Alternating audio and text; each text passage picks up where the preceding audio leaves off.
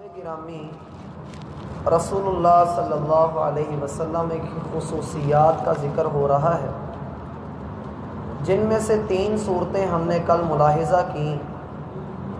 پہلی وہ کہ رسول اللہ صلی اللہ علیہ وسلم جن خواتین کے حق مہر ادا کر چکے ہیں ان سے تو آپ وہ تعلق قائم کر سکتے ہیں جو میاں بیوی کا ہے۔ ان کے علاوہ اگر کوئی عورت لونڈی کی شکل میں آپ علیہ الصلاۃ والسلام کے پاس آتی ہے تو آپ اس سے بھی فائدہ حاصل کر سکتے ہیں۔ دوسرے، آپ کے قریبی رشتہ داروں کی وہ بیٹیاں جنہوں نے ہجرت کے معاملے میں آپ کا ساتھ دیا، اسلام قبول کر کے مکہ چھوڑ کے وہ حبشہ یا مدینہ کی طرف آئیں تو آپ ان کے ساتھ بھی نکاح کر سکتے ہیں۔ اور تیسری وہ عورتیں جو اپنا آپ کے سپرد کرنا چاہیں اور آپ کا بھی ارادہ ہو ان سے نکاح کرنے کا تو آپ ان سے فائدہ حاصل کر سکتے ہیں، خالصۃ لک من دون المؤمنین، مومنوں سے ہٹ کر یہ حکم خاص آپ کے لیے۔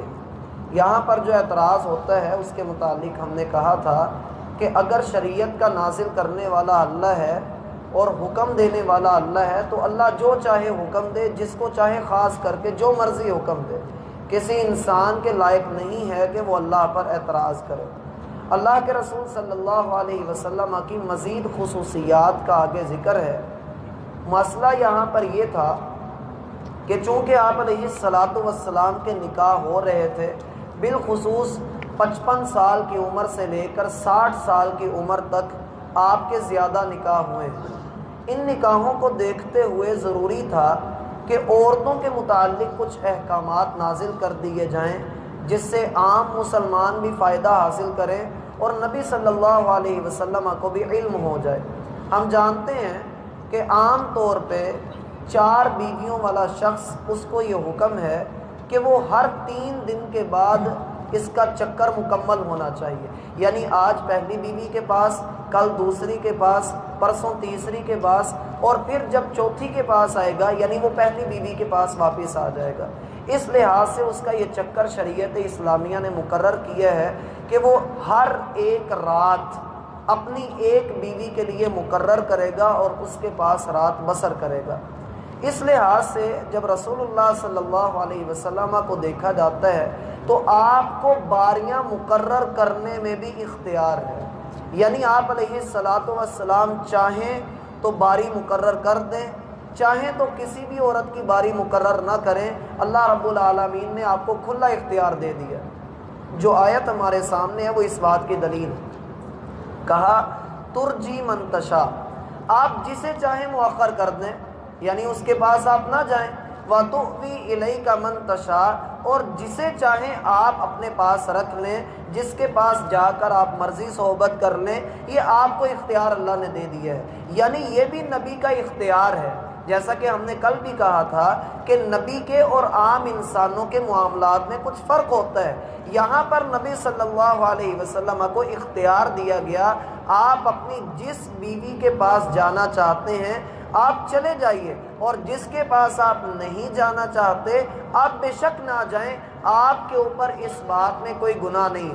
لیکن عام بندہ اگر یہ کام کرتا ہے، اپنی بیوی کا حق مارتا ہے، اس کی باری مقرر نہیں کرتا ہے تو یہ اللہ کے ہاں گنہگار ہوگا۔ جیسا کہ صحیح حدیث کے اندر آتا ہے، اگر کوئی شخص اس کے پاس 2 بیویاں ہوں اور وہ دونوں کے حقوق ادا نہ کرے، ایک کی طرف جھکا رہے، تو کل قیامت کے دن وہ آئے گا، اس کے جسم کا ایک حصہ مفلوج ہوگا۔ اللہ ہمیں اس سے محفوظ فرمائے۔ کہا ترجی من تشاء منہن وتؤوی الیک من تشاء، آپ جسے چاہیں ان میں سے مؤخر کر دیں اور جسے چاہے اپنے پاس رکھیں۔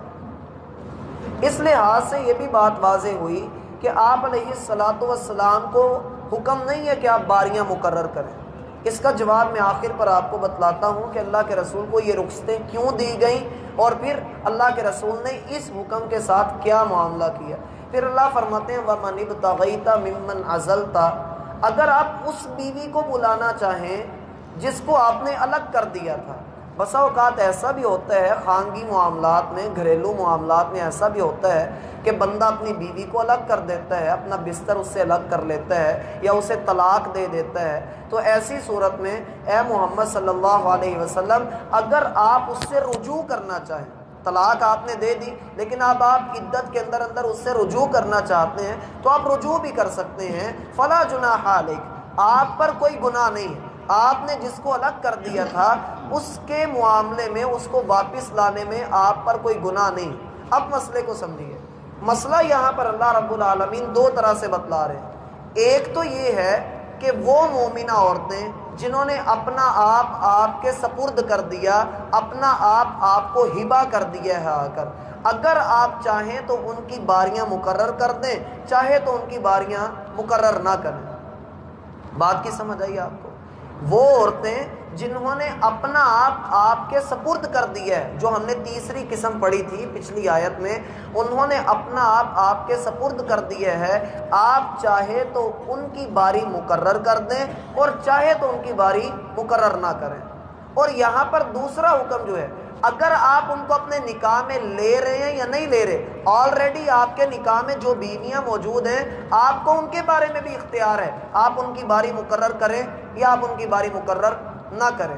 تاریخ میں کوئی ایسا ثبوت نہیں ملتا کہ کسی عورت سے آپ نے بغیر حق مہر کے نکاح کیا ہو.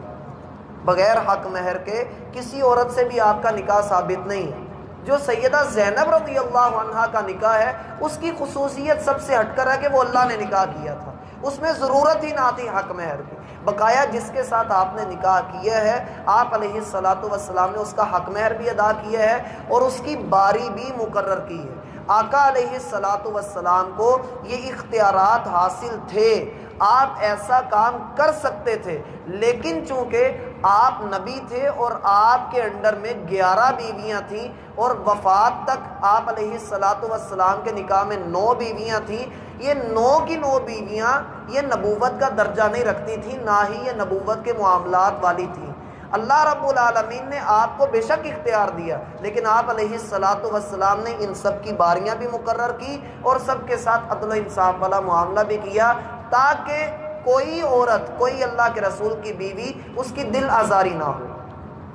جیسا کہ صحیح بخاری اور صحیح مسلم کے اندر آتا ہے، سیدہ عائشہ رضی اللہ عنہا بیان کرتی ہیں کہ رسول اللہ صلی اللہ علیہ وسلم ہماری باریاں مقرر کر دیتے اور پھر آپ دن کے پہلے حصے میں عصر کے بعد ساری بیویوں کے پاس آتے، ساری بیویوں کے گھروں کے اندر چکر لگاتے، کچھ دیر بیٹھتے، ان کے حال احوال دریافت کرتے، حتیٰ کہ آپ اس بیوی کے پاس پہنچ جاتے جس کے پاس آپ نے رات گزارنی ہوتی تھی.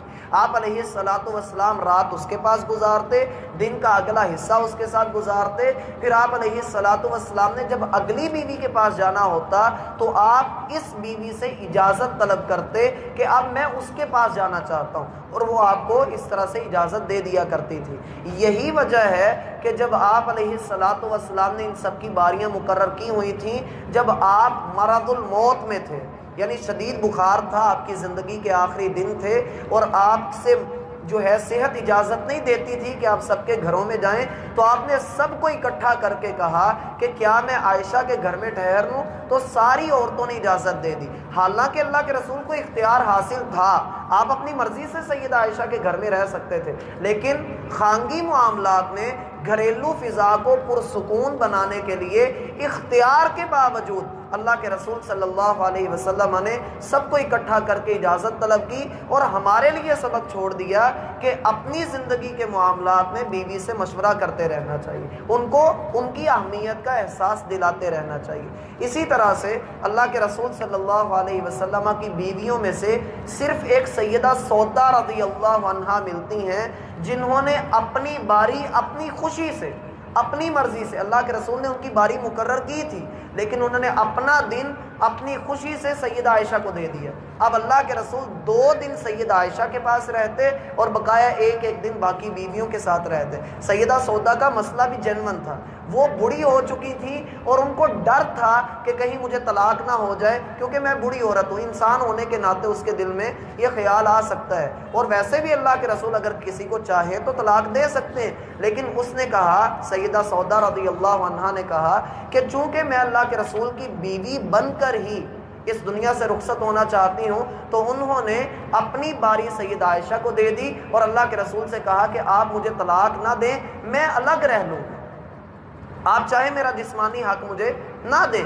لیکن چونکہ اب میری عمر بھی ایسی ہو گئی ہے مجھے اس کی ضرورت نہیں ہے. لیکن اللہ کے رسول ان کی خیر و عافیت دریافت کرتے رہتے تھے, روز ان سے ملاقات ضرور ہوتی تھی جیسا کہ میں نے پہلے ذکر کیا. تو یہ خانگی معاملات میں اللہ فرماتے ہیں فلا جناح علیک, آپ کا جو دل کرتا ہے آپ کریں, لیکن آپ پر اس میں کوئی گناہ بھی نہیں ہے. لیکن ہم دیکھتے ہیں اللہ کے رسول صلی اللہ علیہ وسلم نے اختیارات کے باوجود یہ کام نہیں کیا. کیوں نہیں کیا؟ کہ کہیں بیویوں کے دلوں کے اندر بات نہ آ جائے اور آپس میں جھگڑا نہ ہونا شروع ہو جائے. اور اگر ایسا کرتے اللہ کے رسول, خود غور کیجئے کہ اگر اللہ کے رسول ایک ہی بیوی کے پاس یا 3-4 بیویوں کو مخصوص کر لیتے اور باقیوں کے پاس نہ جاتے تو اس سے شیطان ان کو بہکا سکتا تھا, ان کے دلوں کے اندر باتیں آ سکتی تھیں. اس لیے اللہ کے رسول صلی اللہ علیہ وسلم نے سب کی باریاں مقرر کر دیں. اور سیدہ عائشہ رضی اللہ عنہا سے ایک مرتبہ اللہ کے رسول نے پوچھا کہ بتاؤ عائشہ تم کیا چاہتی ہو باریوں کے متعلق؟ تو سیدہ عائشہ کہنے لگی کہ اللہ کی قسم میرا بس چلے تم آپ کو کسی کے پاس بھی نہ جانے دو. اور باقی عورتوں سے بھی پوچھا تو سب نے یہی کہا, اے اللہ کے رسول ہمارا بس چلے تو ہم آپ کو کسی کے پاس بھی نہ جانے دیں. یہاں سے یہ بھی پتہ لگتا ہے کہ اللہ کے رسول نے اگر بیویاں زیادہ رکھی ہوئی تھیں تو سب کے ساتھ رہنے کے معاملات آپ کے کیسے تھے؟ ہر ایک ہی یہ چاہتی ہے کہ آپ اس کے پاس رہیں. اس لیے آگے اللہ فرماتے ہیں ذالک ادنا, یہ جو آپ کو حکم دیا ہے ہم نے, یہ جو آپ کو ہم نے اختیار دے دیا ہے, یہ اس بات کے زیادہ قریب ہے ان تقر اعینہن, ان کی آنکھیں ٹھنڈی ہوں گی, آپ کی بیویوں کی آنکھیں ٹھنڈی ہوں گی, وہ سکون میں رہیں گی. ولا یحزن, اور نہ ہی وہ غمگین ہوں گی. آنکھیں ٹھنڈی ہونے سے مراد یہ ہے کہ اگر آپ نے ان سب کی باریاں مقرر کر دیں تو ساری خوش رہیں گی, ساریوں کو پتہ ہوگا کہ آج میرے ہاں اللہ کے رسول نے آنا ہے, تو سب کی باریاں مقرر ہے. اور نہ وہ غمگین ہوں گی. غمگین ہونے سے مراد کیا ہے کہ اگر آپ اس کے پاس نہیں جاتے, آپ اس بیوی کے پاس نہیں جاتے تو وہ غمگین نہیں ہوگی. کیوں نہیں ہوگی؟ اس لیے کہ اس کو پتہ لگ جائے گا کہ اگر آپ میرے پاس آ رہے ہیں تب بھی اللہ کے حکم سے آ رہے ہیں, نہیں آ رہے تب بھی اللہ کے حکم سے آ رہے ہیں. وَيَرْضَيْنَ بِمَا آتَيْتَهُنَّ كُلُّهُنَّ, اور وہ راضی ہوں گی اس پر جو آپ ان کو دے رہے ہیں, ساریوں کو, جو آپ ساریوں کو دے رہے ہیں وہ اس پر راضی رہیں گی. اور اللہ کے رسول نے سب کے حقوق ادا کیے. ہاں اللہ کے رسول یہ ضرور کہا کرتے تھے اے اللہ دل کے اوپر میرا اختیار نہیں ہے, میرا دل عائشہ رضی اللہ عنہا کی طرف ہے, لیکن باقیوں میں اے اللہ کے رسول میں عدل سب میں کرتا ہوں, انصاف سبھی کے ساتھ کرتا ہوں, لیکن دلی میلان جو ہے وہ اگر کسی ایک عورت کی طرف ہو جائے بیویوں میں سے تو اس پر اللہ کی پکڑ نہیں. یہ بات ذہن میں رکھیے. بعض لوگ جو کہتے ہیں جی اللہ نے قرآن میں کہا کہ بندہ دوسرا نکاح تب کرے جب وہ عدل کر سکتا ہے, تو اللہ نے ایک مقام پر یہ بھی کہا ہے کہ تم عدل کر ہی نہیں سکتے. اللہ نے قرآن میں یہ بھی کہا ہے کہ تم عورتوں کے درمیان عدل کر ہی نہیں سکتے. تو وہ ان دونوں آیتوں کو جمع کرتے ہیں اور کہتے ہیں دیکھو جی شادی ایک ہی کرنی ہے, دوسری شادی یا تیسری کوئی بندہ کر ہی نہیں سکتا کیونکہ اللہ نے کہہ دیا تم عدل نہیں کر سکتے.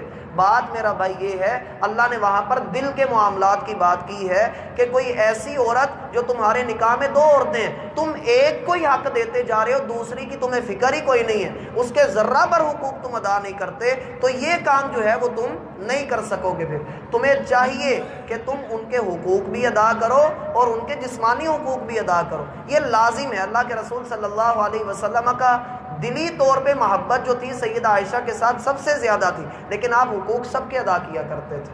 اس لیے جو لوگ اس طرح کی بات کرتے ہیں وہ قرآن سے ذرا پیچھے ہٹ کر سوچتے ہیں. اگر وہ قرآن پر آ کر سوچیں تو ان کو مسئلے کی سمجھ آ جائے.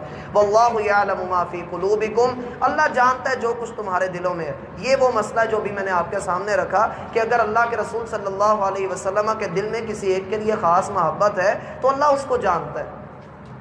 ظاہر سی بات ہے آپ کے دل میں یہ بھی تو ہے کہ باقیوں کے حقوق بھی ادا کرنے ہیں. اسی طرح سے اگر کوئی بندہ 3-4 شادیاں کرتا ہے وہ سب کے حقوق ادا کرتا ہے, لیکن اگر کسی ایک عورت سے اس کے امتیاز کی وجہ سے، اس کی خصوصیات کی بنا پر زیادہ محبت رکھتا ہے تو اس پر کوئی پکڑ والی بات تو ہے نہیں ہے شریعت میں۔ دل کے اوپر کس کو اختیار ہے؟ ایک باپ کے 4 بیٹے ہیں، وہ چاروں کے ساتھ برابر کا سلوک نہیں کر سکتا ہے، کوئی زیادہ فرما بردار ہے، کوئی کم ہے، کوئی اس سے زیادہ ہے، تو کچھ معاملات ہوتے ہیں۔ اس لیے اللہ فرماتے ہیں وَكَانَ اللَّهُ عَلِيمًا، اللہ بہت زیادہ جاننے والا ہے، حلیمہ بردبار بھی بہت ہے۔ یعنی اگر تمہارے تھوڑے چھوٹے موٹے کمی کوتاہی ہو جاتی ہے تو اللہ اپنے بردباری کی وجہ سے وہ تمہارے معاملات کو سیدھا کر دے گا۔ اس کے بعد ایک آیت رہ جاتی ہے جو اللہ کے رسول کی خصوصیات میں ہے، پھر آگے احکامات شروع ہوں گے۔ اللہ ہمیں سمجھنے کی توفیق عطا فرمائے۔ میرا گلا خراب ہے، آج خود ہی پڑھ لیں۔ سبحانک اللہ۔ گرامی